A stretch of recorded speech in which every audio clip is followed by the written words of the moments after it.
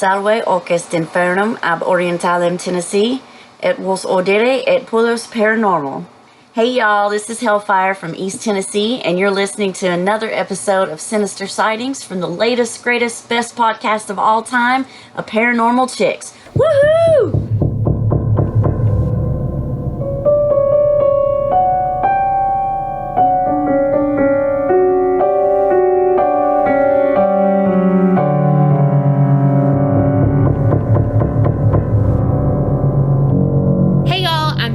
And I'm Carrie. And we are Paranormal Chicks. Sinister Sightings 46.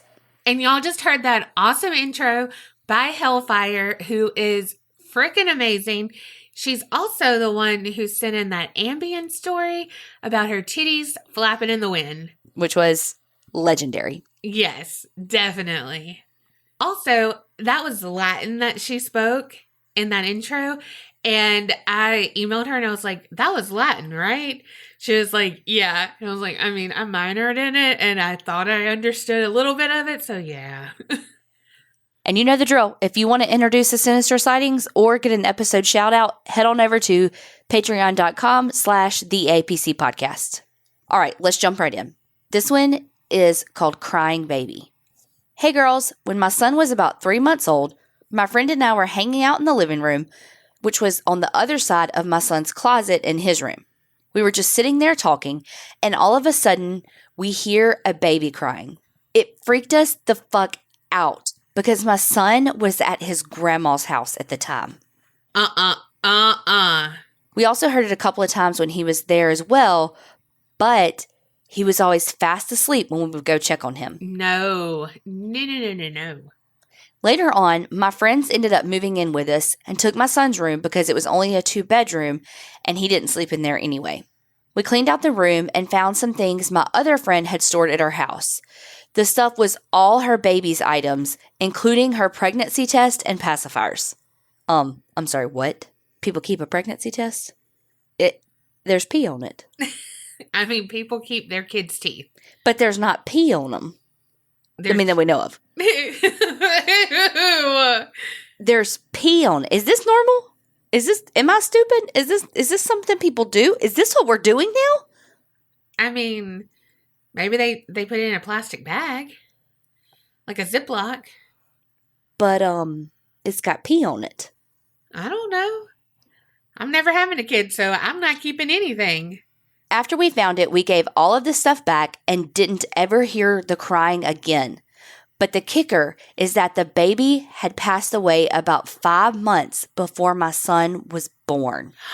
She was 4 months old when she passed. Oh my gosh. Also, my friend that moved into the room told me that she felt a negative presence in the closet. I feel like baby Rain was trying to protect my son. Oh my gosh. Creep up the great work, ladies. Love y'all, Emily. Holy shit. Oh my God. That's heartbreaking. I definitely believe that. Yes. Well, that reminds me of that story I did about the apartment where, like, the cousin was there because it was protecting, because it was like a poltergeist or something there. Make that last part. Okay, yeah. Hey, girls. This is the second time writing into you guys, and hopefully you got my first story. If not, then I'll resend it later. But we did. We read it last week. Thank you for being some funny and weird girls that know exactly what to talk about and what I love to hear. Y'all are great. Plus, the more cussing, the better, LOL. I apologize if this is a long one, but it's interesting and trippy. Anyways, one day, me and my boyfriend at the time, husband now, were driving around 11 p.m. to his house from my house about an hour away. Me and him love paranormal shit, unexplainable shit, UFO shit, etc. When we go on far drives, we always like to look up in the sky, hoping one day we will see something crazy. Well, one day our wish came true. Well, kinda. As we were driving that night, I was looking up and saw some strange lights in the sky that didn't look like an airplane, jet, helicopter, nothing. I told my boyfriend and he saw them too, so he started driving slower to try and see better. I started recording on Snapchat because as we were getting closer to them, I swear there were 3 lights in a triangle shape. I was so excited because I said, yes, I'm recording this and I'll have proof of what we had seen. When I was done recording, I swear I saved the video before posting, just in case. We got off on the following exit to put gas, and you could still kind of see the flying object. And what do you know? The damn video was gone. Like, I never recorded anything. Not even like when you try and post a video or a picture, and sometimes it'll say, it wasn't able to post or something. Nope, just gone. Remember I said I saved it before posting it? Well, I go through all my videos on my phone and nothing. Like, what the fuck? Just deleted off of my phone. What type of Illuminati shit? I told my boyfriend and he tripped out too because he saw me record and post and also save it. We brushed it off, and later when we're closer to his home, we see the bright light again, like a star up in the sky, but really bright though. As we're staring at it and I bring my phone out to record, since it was abnormal in that area, it just vanishes. Like, bye, Felicia. So we were tripping out that whole damn night. Who knows what it was? Sorry again for the long-ass story, but I thought it was interesting since I love hearing UFO stories. Creep it real, ladies, and follow me on Instagram, _wonder_woman with 2 N's _ XOXO Esme. Wow. That's crazy. Just deleted that shit right off. Mm-hmm. You know that Black Eyed Peas song? It's like, I'm so 3008, you're so 2000 and late. Yeah. It's like they're light years ahead of us. Yeah. They're like, Snapchat was so 2019. Also, how do you get such a good resolution on Snapchat? Because all my shit looks grainy as fuck.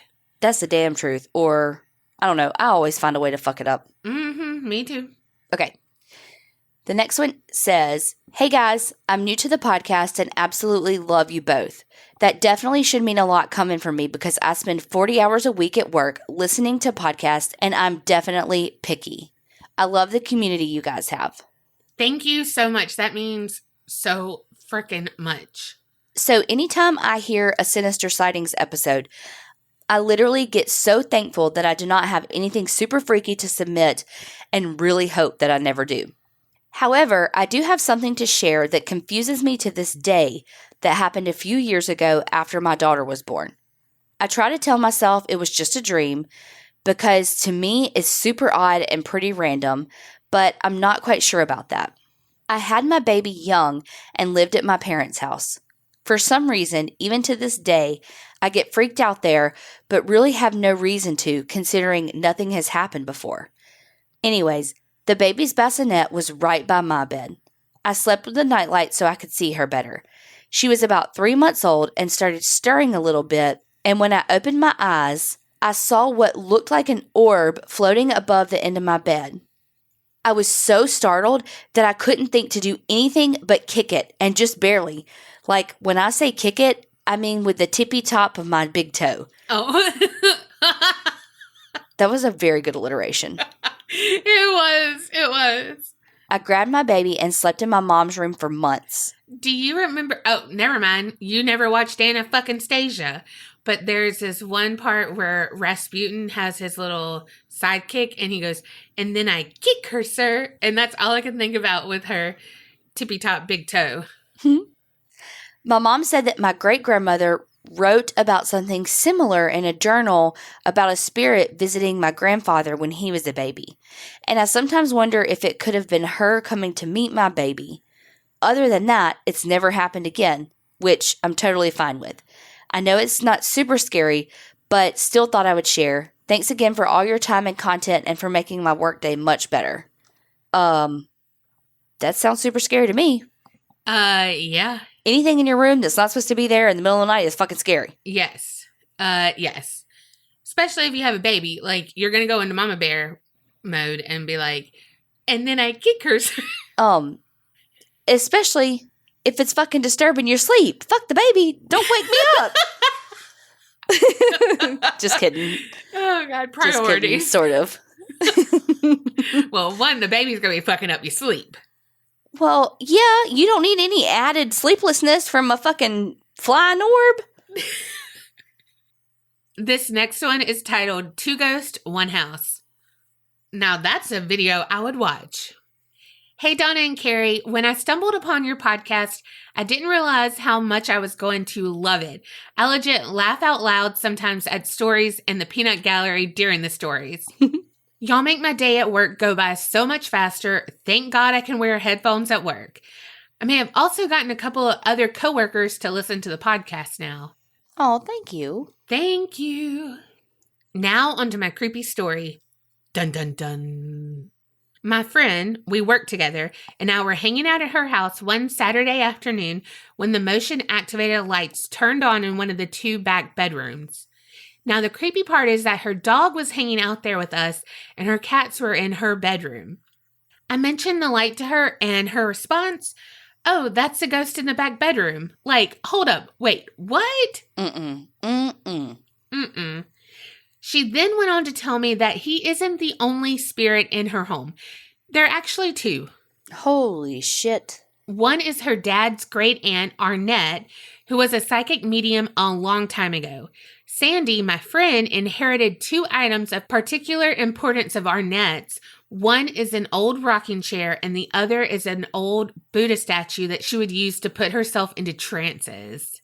Those objects cannot be in the same room or else creepy shit happens, like the rocking chair rocking itself. I for sure introduced myself to Arnett after being told that. My thought is that it can't hurt to be polite to unknown spirits. The second ghost in her house is one she actually doesn't know the name of, but she knows it's male. She told me that a couple of different times friends would stay over after drinking a bit too much wine, and if it was a couple, like a guy and a girl, that the guy would end up getting woken up in the middle of the night by a voice whispering, "Hey, don't mess with her." Sandy and I both agree that it sounds like an older brother sort of thing, like, "Hey, don't hurt her or I'll mess you up" kind of threat. Not harmful, just protective. But he messes with crap all the time. She has an agreement with him that he stays in the spare bedroom, the one without the motion sensor lights, and she doesn't exercise his ass. She's found candles lying next to their candlesticks in that back bedroom, and it's not like the candles got knocked out. They are literally lying next to the holder as if they were pulled out and placed carefully next to the base, touching it, in fact. Fuck that. It's a little odd to feel like you're being watched and then have it confirmed. But she has a pretty good handle on them, so I don't feel apprehensive, just aware. Hopefully that all made sense, as I'm not the best writer ever. I'll send in more stories later. I live in Tampa, so I've got a few about Ybor City, some paranormal, some true crime, including some organized crime. Ooh, yes. Send it in. Mafia. Oh, she says that? Yeah. Oh, funny. Creep It Real, Sarah. Wow. How you gonna be so nonchalant? Like, oh yeah, that's just my ghost. Right? No. I mean, I feel like if you have a ghost, you should have to like make somebody sign a waiver or some shit. Like, let a girl know. Mm-hmm. Don't just be like, oh, that's the friendly house ghost. Oh, by the way, there's 2 of them. Okay. This one is called The World Sucks. Get comfy. Hey, ladies. Here's a fun first. This story comes with a trigger warning. This story is of the murder of a 3-year-old, and it's pretty bad. The upside, you'll be the second podcast ever to talk about this case, which is a gross injustice that I don't understand since this got pretty significant media coverage. Hell, it was on Nancy Grace, America's Most Wanted, and Cold Case Files. The only existing coverage before you air this is episode 17 of the Fiercely Altered Perspective podcast, which doesn't seem to be an active podcast anymore. In doing research to make sure I got all the details right for this story, I discovered that some things completely contradict themselves depending on the source. I read at least 12 news reports, a lawsuit, an appellate court decision because I couldn't find the original court documents. I think I have to pay for them. Wikipedia, various blog posts that I think made some stuff up wholesale, and wandered down a trail of completely different murder that's in the same area and is completely insane and which has no news coverage despite the fact it's insane. The on-topic crazy thing is, I honestly think some of the details in the appellate court decisions don't match the actual facts, which means some of the details in the original trial don't match the facts.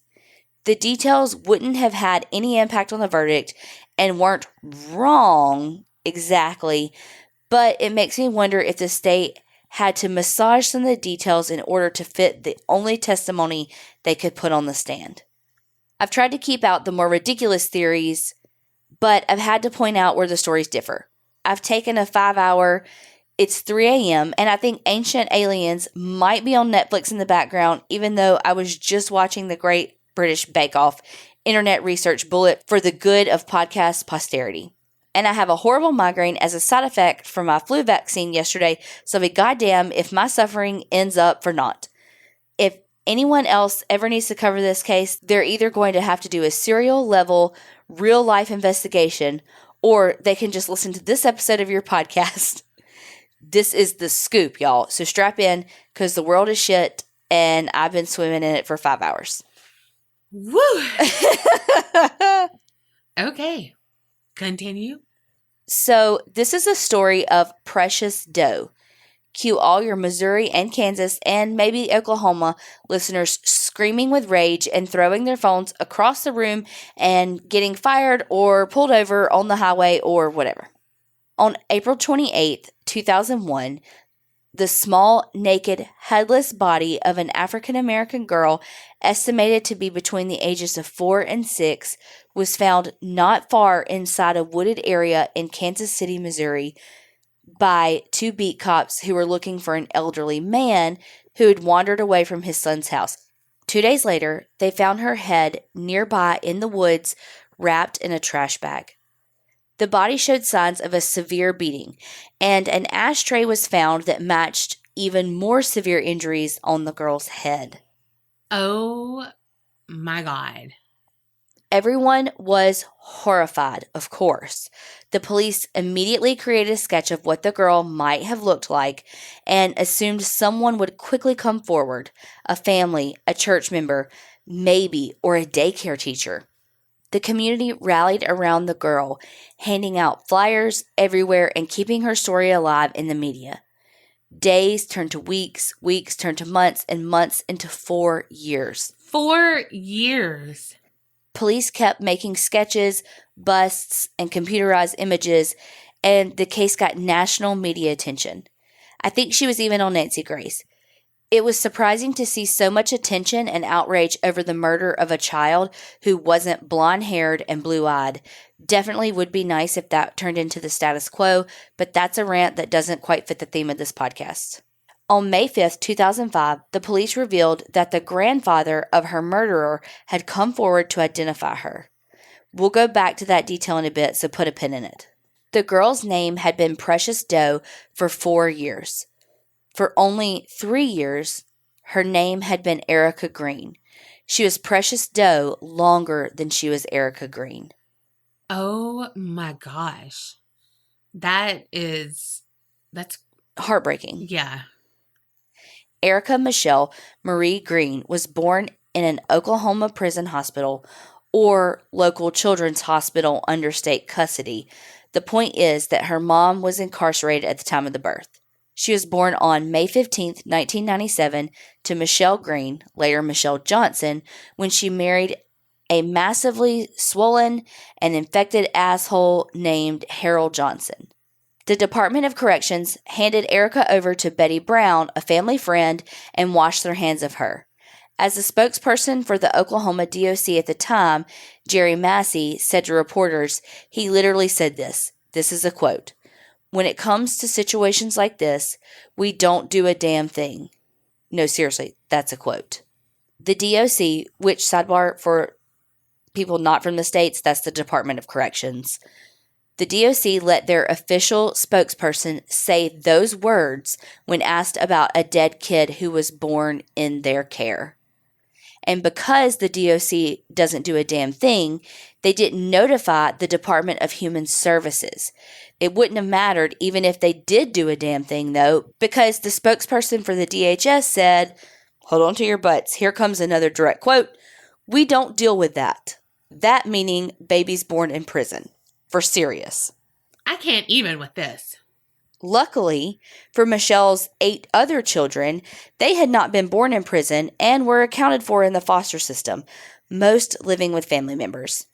When Erica was 3 years old, her mother was released from prison. The details of how Erica ended up back in her custody are convoluted here again, but regardless of the circumstances, Michelle ended up taking Erica with her and her boyfriend, the massively swollen and infected asshole, Harold, to live with Harold's cousin in Kansas City, Missouri in early April 2001. The full story of her short life and horrible death in Kansas City differ wildly depending on what you're reading.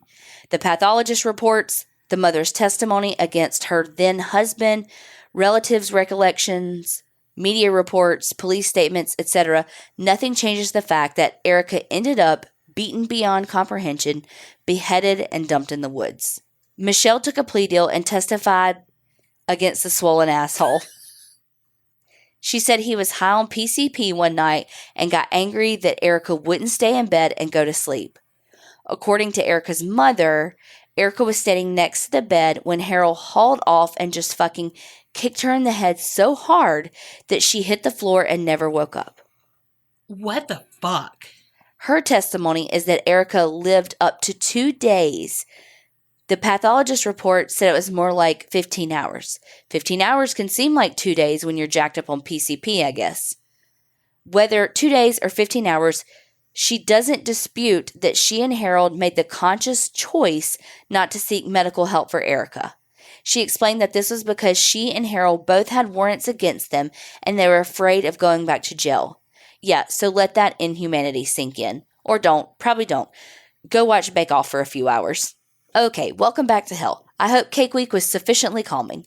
Michelle claims that Harold only kicked Erica once, but the damage to her body, along with the wounds matching the ashtray, told a different story. The appellate court decision states the forensic pathologist testified that her injuries were such that she would have survived had they gotten her immediate help. When Erica finally died, or appeared to have died depending on the reports you believe, Michelle and Harold removed her from the house. According to the cousin they were living with, they put her in a stroller and said she was asleep and they were going for a walk. According to the Court of Appeals ruling, they took her body out of a window. I don't see why the cousin would make this story up, so I think the whole window thing was just to simplify things for the jury. Every account agrees that Harold Johnson brought a pair of hedge clippers with him, stripped Erica naked so she couldn't be identified by her clothes, and then cut her head off with the hedge clippers. What? Oh my, what? Here's the horrific detail that I always heard reported and believed, but discovered it's directly discounted by the forensic pathologist who performed her autopsy. Everything has always said she was alive until he cut her head off. The official appellate court record states that the forensic pathologist and a pediatric neurosurgeon agreed that the cause of death was a closed head injury, though, and that the failure to seek medical intervention for the head injury is the cause of death. Christ, this story is so long. I'm sorry. So I said at the beginning her head was found in the woods 2 days after her body. That was because Michelle and Harold originally wrapped it in a trash bag and threw it in a local church dumpster. They retrieved it and threw it in the woods later when Michelle was worried that the church members would smell it. Oh my gosh. Again, go watch Bake Off for a bit, or take a shower, or play with a kitten. Okay, now we've gotten through Bread Week and borrowed our neighbor's kitten. Remember when I said to put a pin in the bleeding asshole's grandpa? Well, we're back. And we're very confused. At some point in this 4-year nightmare, he told Harold that Precious Doe looked like Erica and accused him of the murder. Harold admitted to it, saying it was an accident. We have absolutely no clue when this conversation took place. In the press, he comes across as a frustrated do-gooder who sent tips to the Kansas City police for over a year but couldn't get anyone to pay attention to him. In the official appellate court decision, it doesn't state when he found out, but it says he didn't call in any tips until 2005, and that was only because he, quote, wanted people to know the truth about who Precious Doe was before he should die. So that to me sounds like someone who's been sitting on that knowledge for a while and only spoke up because he realized the truth would die with him. Some reports say he got sick of being brushed off by police and instead gave the tip to Kansas City activists, which was the only reason Kansas City Police Department took the tip seriously. And an interesting fact is that he couldn't receive the Crime Stoppers reward because the tip didn't come through whatever means Crime Stoppers requires. Regardless of how the tip was received, he received a $14,000 reward from the Kansas City activist group, protested for the rest of his life that he had been ignored by Kansas City Police Department for over a year, and died in 2010. This is one situation in which I think the trial testimony is incorrect. It makes him sound like a villain, but I would hope someone would have filed some sort of charges against him if he'd been withholding that information for years and only came forward out of some false sense of nobility. In any case, we have to acknowledge that he's the only reason Erica has a name and something resembling justice. As I said earlier, her mom took a plea in exchange for her testimony against Harold. She was sentenced to 25 years. A jury took 3 hours to return a guilty verdict against Harold. He received life without parole. He appealed at least twice, and it's very fun to see him floundering around for anything that might stick. In 2013, a lawsuit in Oklahoma brought by Erica's father, who has for some reason been completely absent until this point in the story, resulted in the creation of Erica's Rule, which forces the Department of Corrections to tell the Department of Human Services when a baby is born to a prisoner. And then DHS has to ensure safe placement of the baby and treat the case like any other placement. Guys, it took a lawsuit in response to a murder to create a rule to force 2 state departments to give a shit about humans. IDK, why that surprises me at this point. Okay, I think that's it. There are contradictions galore, and I'm sure someone will have some comments disputing something in here or bringing up an important detail I've left out, because it's now 4:50 a.m. and I'm mad as fuck and still have a migraine, and I'm just like so over humanity right now. Yeah, so usually I'm funny, but I gotta tell you, I got nothing for this one. Pineapple Pen? Go watch Bake Off. It's probably pudding week, and we Americans will get to try to wrap our heads around what exactly a pudding is in Britain instead of wrapping our heads around this horrible murder. Love ya, Kat.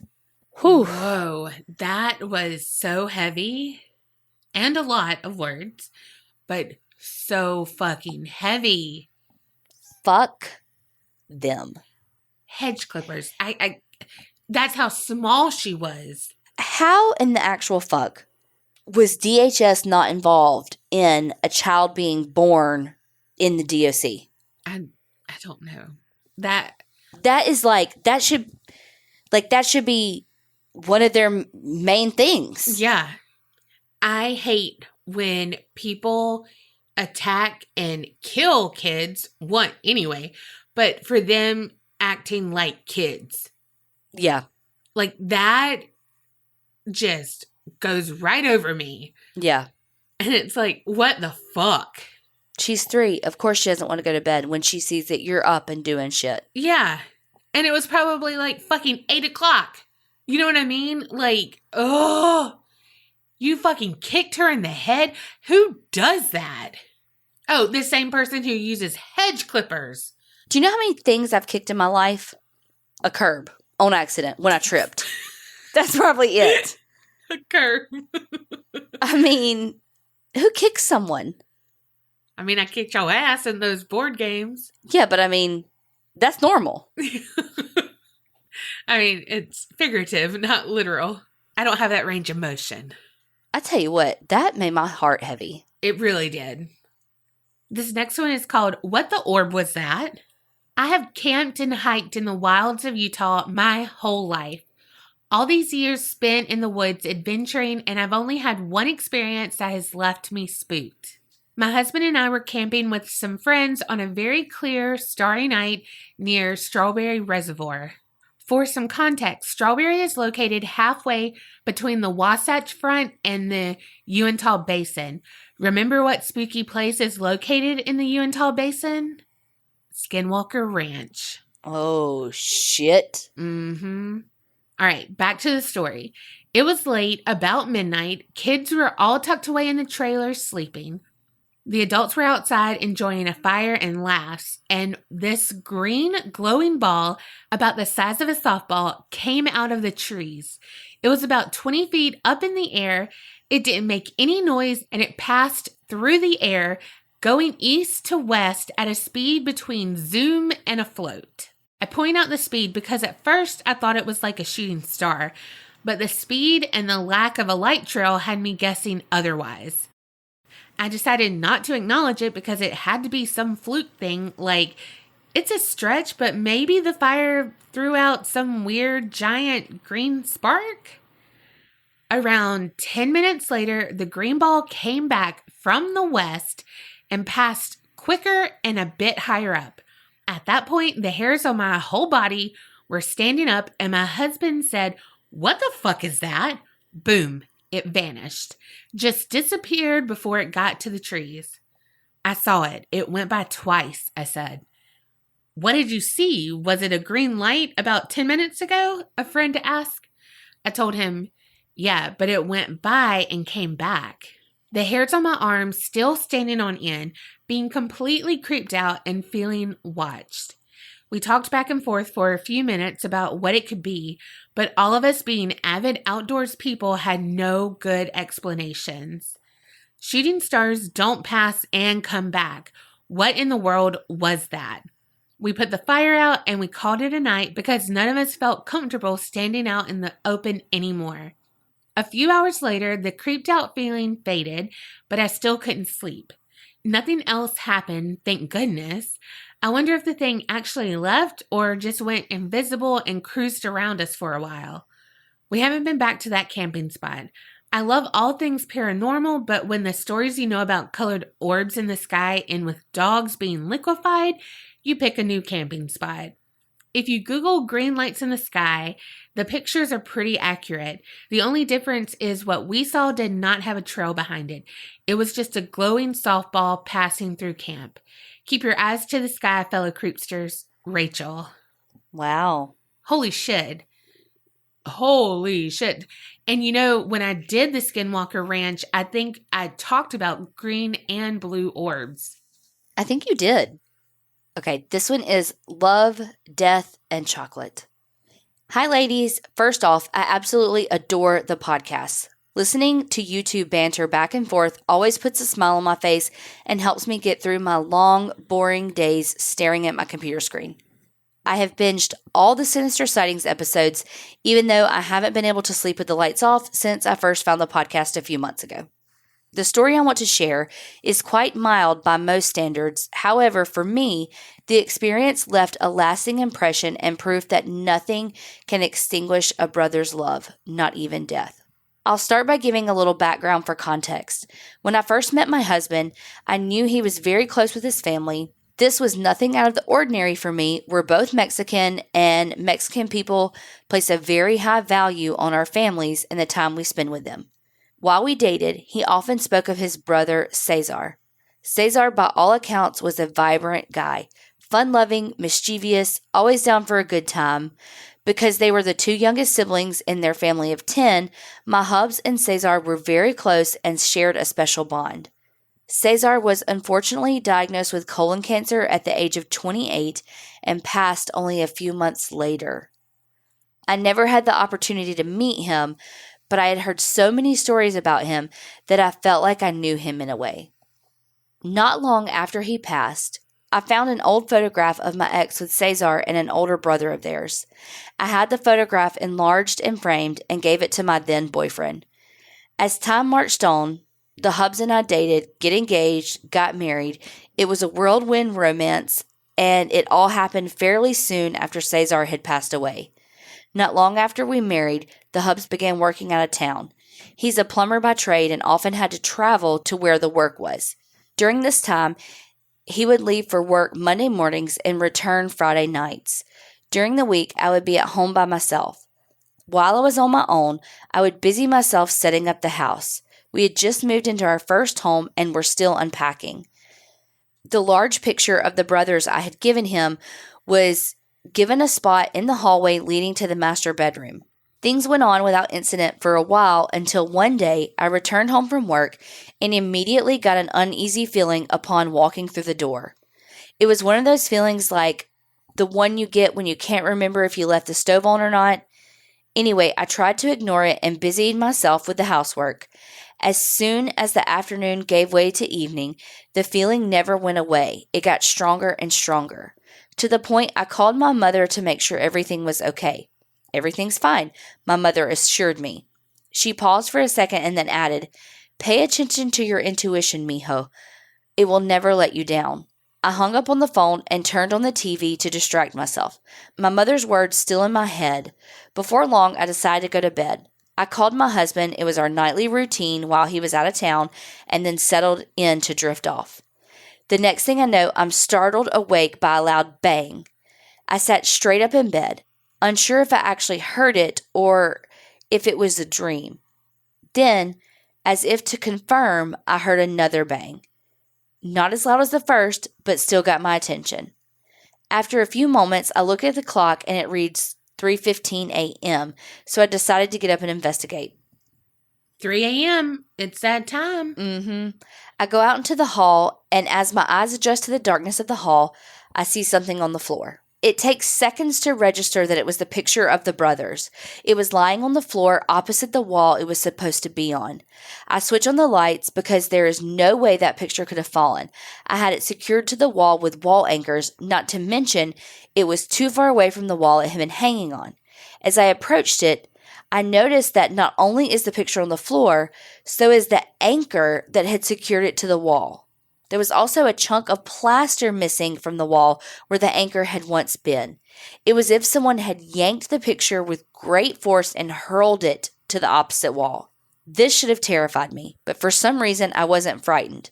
As I picked up the picture, I suddenly got the odd sensation that I was not alone. I knew I was the only person in the house that had a pulse, but I felt as if someone was standing on all sides of me. Again, I normally would be screaming bloody murder and setting fire to the whole damn house, but I did not feel threatened. I then began to notice an aroma. It was familiar and pleasant. I recognized chocolate and cinnamon. I then realized it was the smell of Mexican hot chocolate. At first, I thought I was having a stroke, but then I recalled a story my hubs told me about how Cesar loved Mexican hot chocolate so much that he once snuck an entire package of it from their grandmother's kitchen, not knowing that it came in hard, bitter bricks that had to be melted down and mixed with hot milk and sugar before becoming the delicious, creamy drink he loved. At that point, there was no doubt in my mind. I knew it was Cesar. He was trying to get my attention and had been all night. That's when I noticed the source of the second bang I heard. It was a smaller framed picture of my husband that I kept in the middle of the coffee table. It was on the floor in front of the television, 5 feet away from where it should have been. Don't ask me how or why, but I got the feeling I was being warned about something. I took a deep breath and said out loud, "Cesar, your brother's not here. I cannot help him right now. If he's in trouble, you have to go to him. Thank you for the warning." I picked up the picture, placed it back on the table, and then went back to bed. I was about to drift off again when I was woken up once more, this time by my phone ringing. I look at the clock and it's 4 a.m. I see that it's the hubs calling, so I answer. He is audibly shaken when he tells me his story.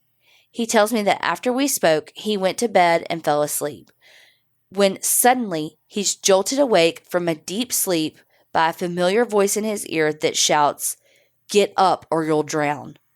He says that he jumped into an upright position and began to cough. That's when he noticed that blood was pouring from his nose and that he was coughing up blood that had flowed into his windpipe as he slept. Oh my God. He tells me that as he was making his way over to the hotel room sink in the mirror, for a brief second, he caught a glimpse of his brother Cesar standing by his bed. Oh my gosh. I then told him of my own experience, and we both got very emotional. as we know that he would likely have drowned in his own blood that night had it not been for his brother who woke him. Fucking chills. My husband and I have since divorced but remain good friends. We often talk about that night, and I once wondered to him why Cesar came to me first since I had never met him. It was then that he told me that before he died, right when we first began dating, he had shown Cesar a picture of me on his phone, saying that I was the one he was going to marry because he felt safe with me. I guess Cesar was making sure I was taking good care of his brother. Sorry it was so long, but I hope you liked it. Keep it real and don't get scared, Javier. Oh my gosh. Whoa, these stories were so powerful. Yes. I am like all in my feels with these stories. Yes. Oh my gosh. That was such a good one to end on. The power of sibling love. Yes. Oh my gosh. For Javier to know, like to say, I can't help him. You have to go to him. And he did. Yeah. Well, and like, I don't know, like how, like that level of intuition to be like, this is what you're trying to tell me. Because if I would have been like the whole time in the story, I was like, is he trying to tell you to get out of the house? Like there's someone there. If you feel like you're not alone, does that mean because there's someone there? Right. But really, it was him the whole time. Y'all are smarter than I am. You're smarter than we are. You're better writers than we are. Definitely. I'm sure you would probably read them better than we do. Definitely. I mean, y'all get the edited version. So just think of how bad we really do it. Oh, Lord. So thank y'all so much for sending those stories in. We want them all. Keep sending them in. Paranormal, true crime, odd things that happen.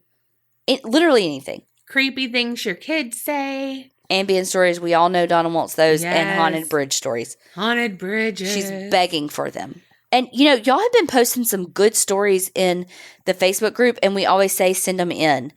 So it doesn't have to be a long story. Like, it could be like a, hey, this was so weird and this happened the other day. Just thought you should know kind of thing. Yeah, definitely. If you don't know where to send them in, though, send them in to us at our email, aparanormalchicks@gmail.com. And remember, Creep it real and don't get scared.